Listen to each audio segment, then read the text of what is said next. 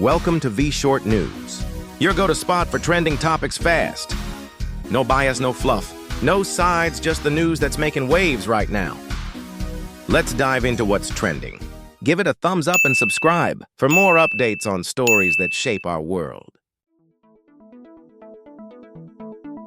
Across the United States, people are preparing to take to the streets not in anger, but in unity, from small towns to big cities. Saturday, April 19th, is being marked as a day of action. But what exactly does that mean?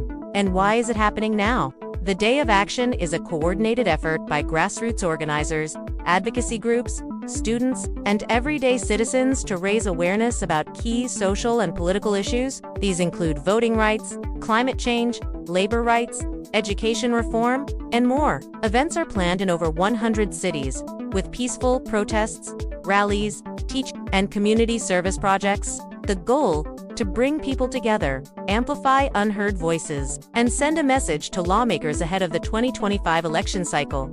Participants come from across the political spectrum. While most rallies will focus on progressive causes, some groups are using the day to highlight conservative concerns, like free speech and government overreach. The uniting theme is civic engagement. Local law enforcement and city officials are working with organizers to ensure demonstrations stay peaceful. Protesters are encouraged to bring signs, chant respectfully, and avoid confrontations. Some cities will see counter-protests, but officials say safety is the top priority. This national mobilization is happening at a time of growing polarization in America. Misinformation, economic frustration, and distrust in institutions have left many feeling powerless. The Day of Action aims to counter that by reminding people they still have a voice. For many, just showing up makes a difference. Whether you're speaking on a megaphone or simply holding a sign, your presence adds to the momentum. This movement, isn't about one ideologist, about reminding every citizen that they matter in the democratic process. If you've been wondering how to get involved or make a difference, this is your moment. Check your local listings or community pages to see if something is happening near you. And remember, change starts with showing up. Imagine opening your favorite website and seeing an ad tailored just for you. That's not magic. It's Google's massive ad tech system at work. For years, Google has dominated the way online ads are bought and sold. But this week, that empire took a serious hit.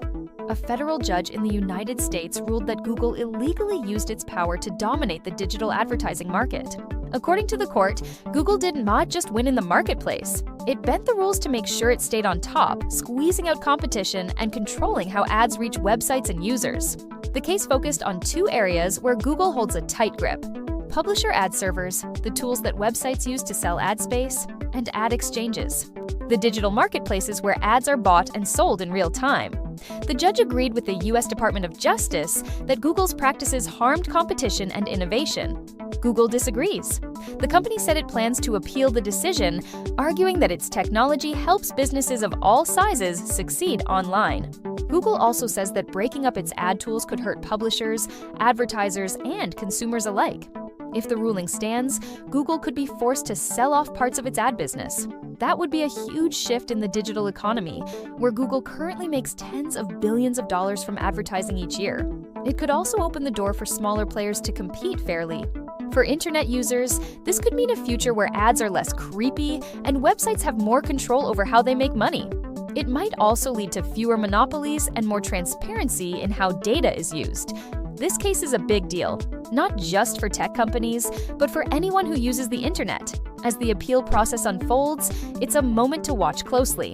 Whether you're a business owner, a content creator, or just someone who hates being tracked online, this decision could shape the future of digital advertising.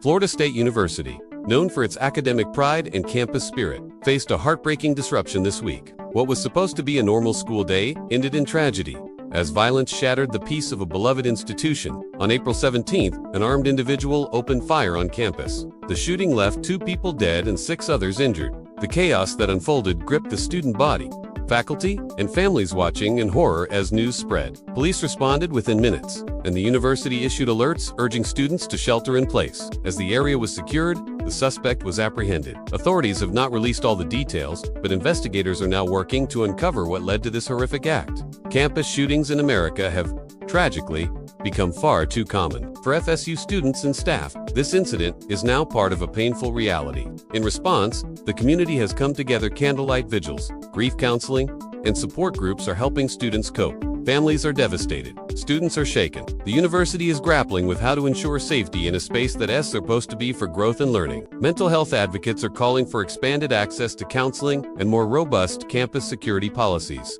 Out of this tragedy, however, has come resilience. The FSU community is standing united, determined not to be defined by violence, but by their response. Students and alumni have raised funds for the victims and are urging state leaders to take action on campus safety measures. Whether you're a student, a parent, or just someone who cares about the future of education, what happened at FSU is a wake-up call. It is a reminder that safety on campuses is a shared responsibility, and change only comes when we demand it together.